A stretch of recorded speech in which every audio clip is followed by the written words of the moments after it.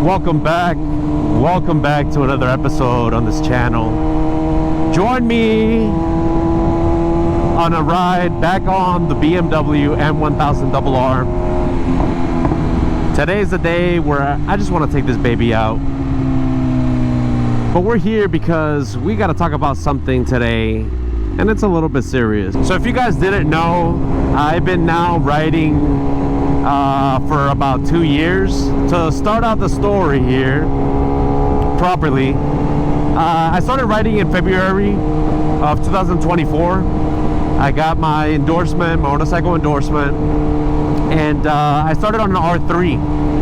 I figured I want to start right, I want to start proper, I don't want to start on something too big.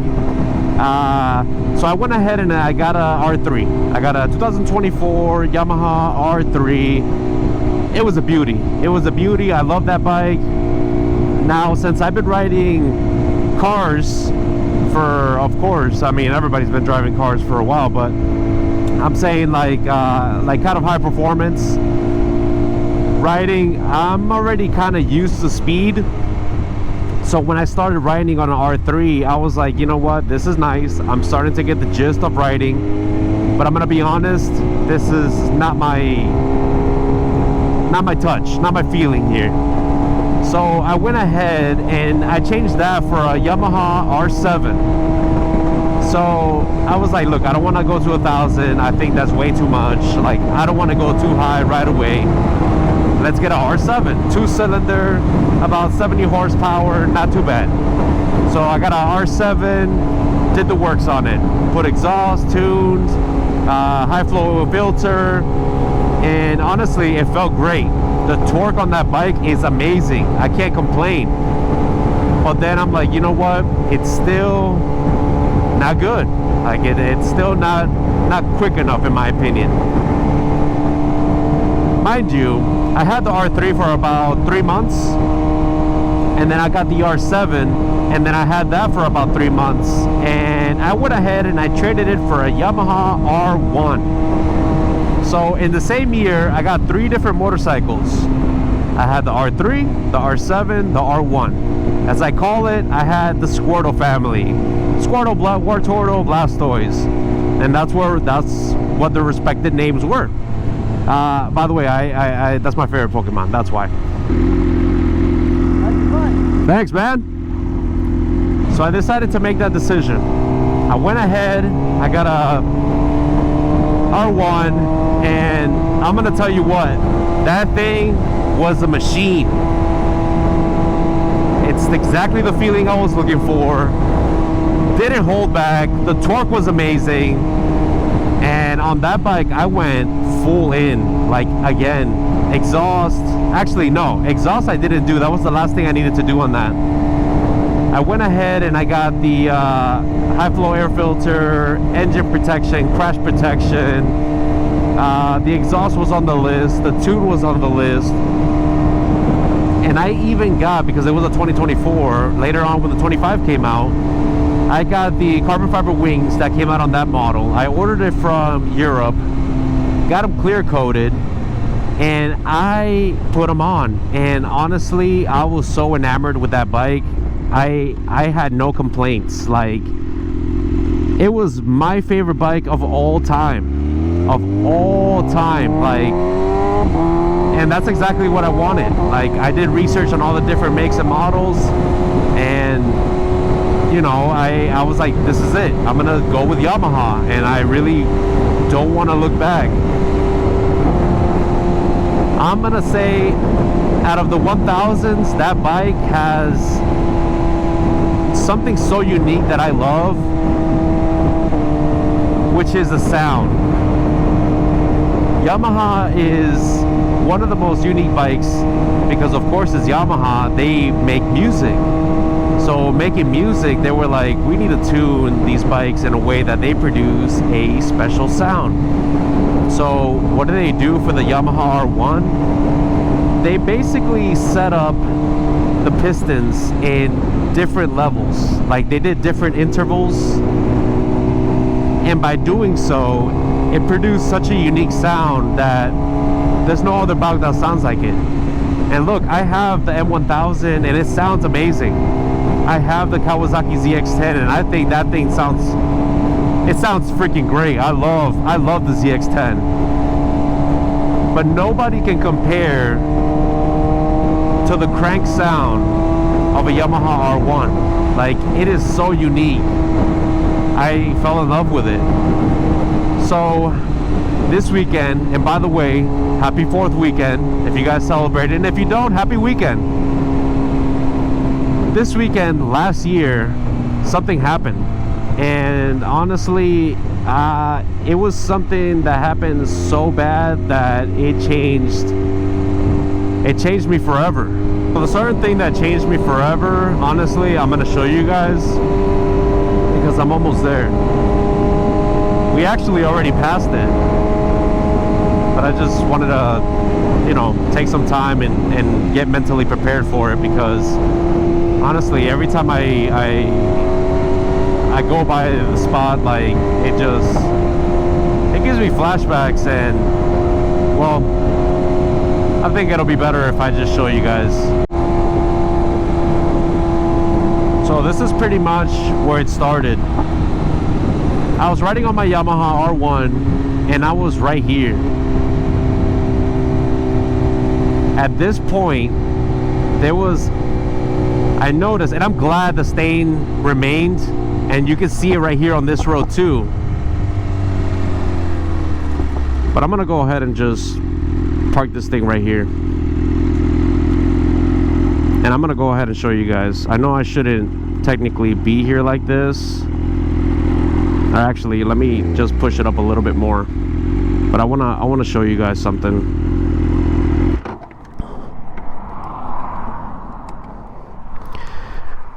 So this is where it happened, and I'm gonna show you this. And honestly,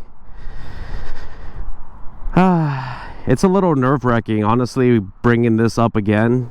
Let me run across. But this is exactly where I had an accident last year. So I was riding on my Yamaha R1, and you guys could tell the stain basically right here on the street.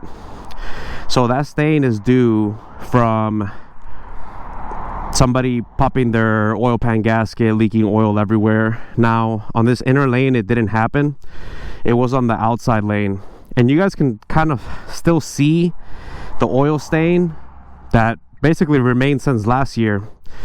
But I just started riding, and honestly it was about 9 months of me riding, 10 months of me riding. On July 3rd of last year, I was on this curve, and basically there was a huge oil slick. Me, of course, I'm still young and naive. I didn't know proper body positioning, so I went ahead and I took this corner. Now my mistake was that I went ahead and I hit the brake. When I hit the brake, I slid, and I went from like right here, and I slid and I fell right here, and the bike basically kept sliding over to where my BMW is. And honestly, it's sad because I fell. I didn't have protection, which, by the way, guys, please make sure you have your protection at all time. I fell and I rolled, and I rolled and I stopped like right here, and the bike basically kept sliding to right there. Of course, everybody started stopping, asking me if I'm okay, which hell no. Called the police, called the ambulance. They came and checked me out. They're like, dude, we gotta take you to the hospital. I'm like, look, I just fell. Yes, I'm hurting like a mother, but I'm okay. Like, I'm okay, which of course is it's the stupidity, honestly. I was like, I'm okay. Let me just, is the bike okay? Which, as humans, like, the fact that we throw our lives away for materials is insane. So we walked over, and at this point I was just limping. Let me go ahead and just open this because I need to breathe. I was limping, and we basically picked up the bike right here. We picked up the bike, The key, of course, was still in it. We turned it on. It managed to turn on. The GB Racing engine covers helped it. The TSD Industries crash protection helped it. It literally had no scratches. The wings that we just put on, the carbon fiber wings, were still intact.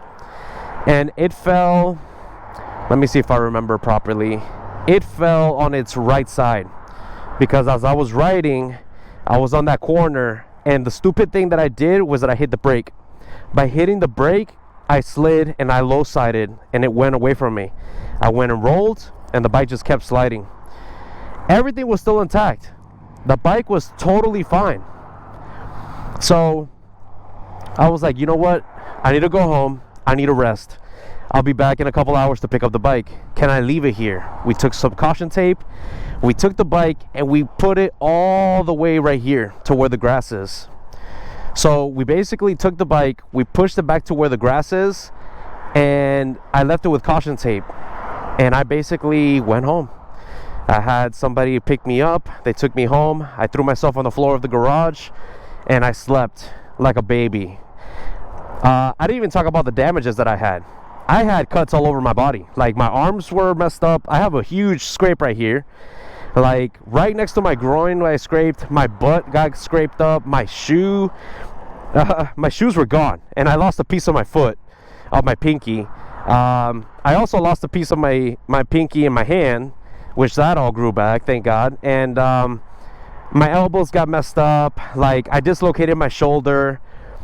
It was horrible. And it all happened on a July 4th week that I had requested to go on vacation, to take my family out to go to the beach. We had already everything paid for to go to the hotel. So we were staying at the beach. It was going to be amazing.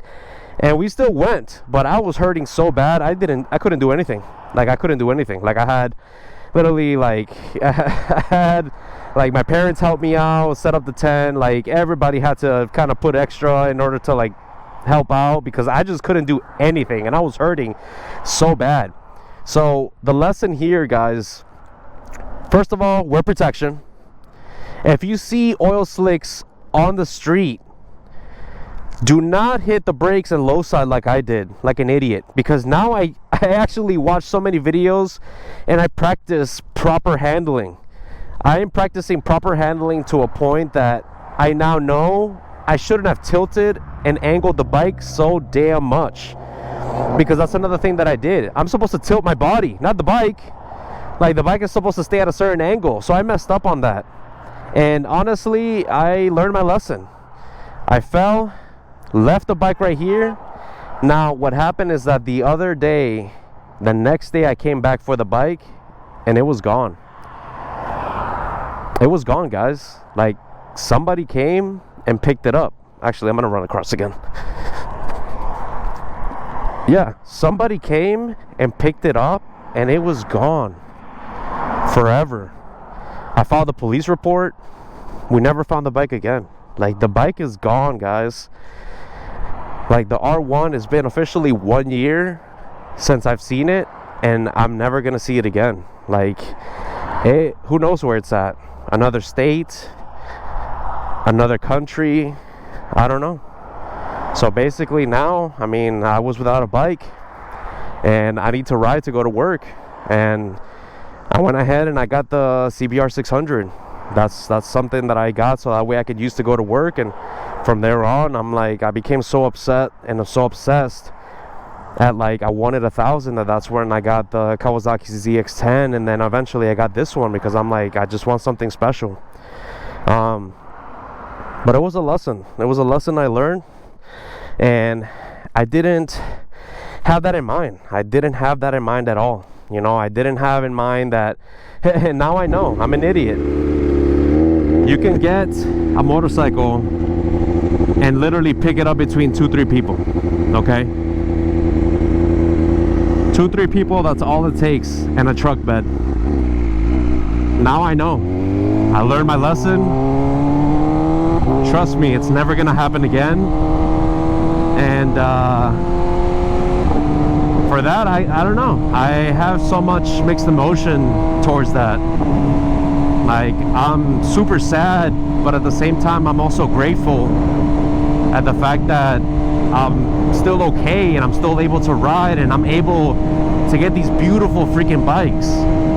You know, like, not everybody is fortunate enough to be able to come out of that. Like, if you guys would have seen how I looked, like, you would wonder, how the heck are you still riding? Like, why are you still riding? Hey, this is future Be Not Him, and I guess it finally happened. GoPro overheated, but I can't blame it because of the fact that I was standing for a while and it was running. So I'm actually surprised it lasted the whole entire time, because I actually feared for that to happen, but it did. But where it cut off, basically, I was saying I'm hopeful to be able to ride again.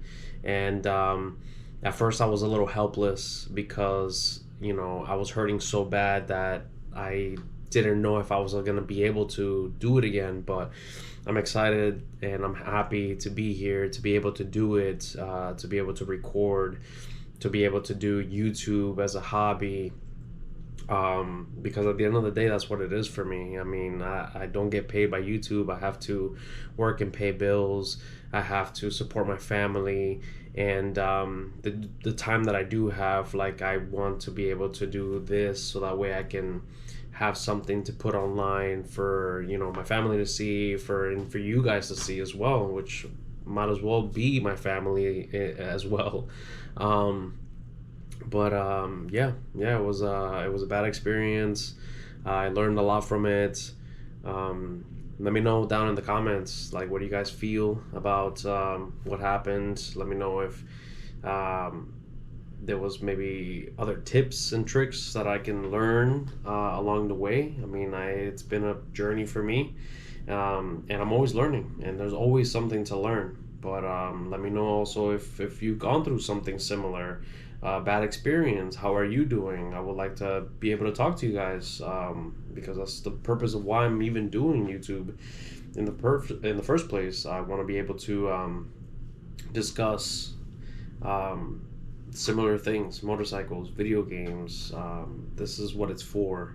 So just let me know down in the comments.